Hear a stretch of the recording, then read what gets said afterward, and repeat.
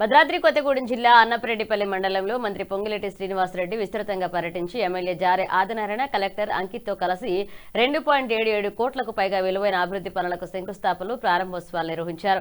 అనంతరం నూతనంగా నిర్మించిన ఇందిరమ్మ ఇళ్ల గృహప్రవేశ కార్యక్రమంలో పాల్గొన్నారు. గ్రామీణాభివృద్ధికి ప్రభుత్వం అత్యున్నత ప్రాధాన్యమిస్తుందని మంత్రి పేర్కొంటూ సీతారామ ప్రాజెక్టు భూ నిర్వాసితుల సమస్యలను త్వరితగిన పరిష్కరించాలని అధికారులను ఆదేశించారు.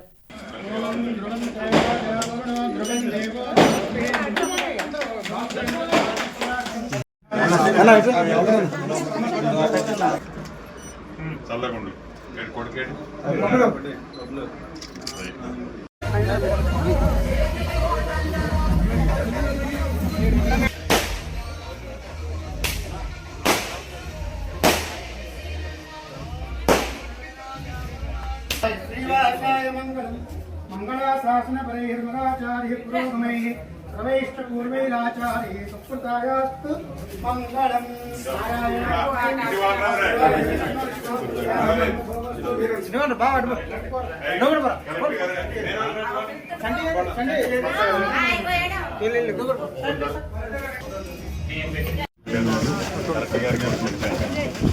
ఏదైతే సీతారామ ప్రాజెక్టు పోయిన సర్వే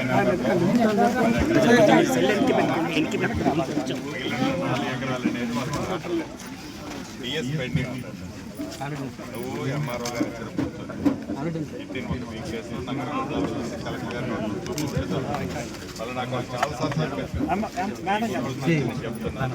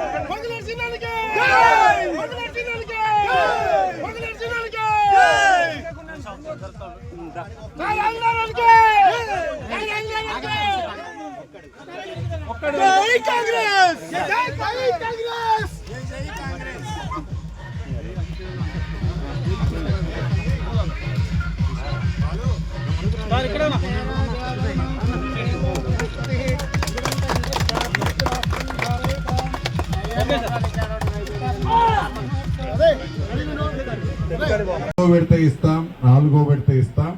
అర్హులైన ప్రతి పేదవాడికి ఇల్లిచ్చే బాధ్యత రాష్ట్ర ప్రభుత్వ పక్షాన మీ శాసనసభ్యుడిది, నాది.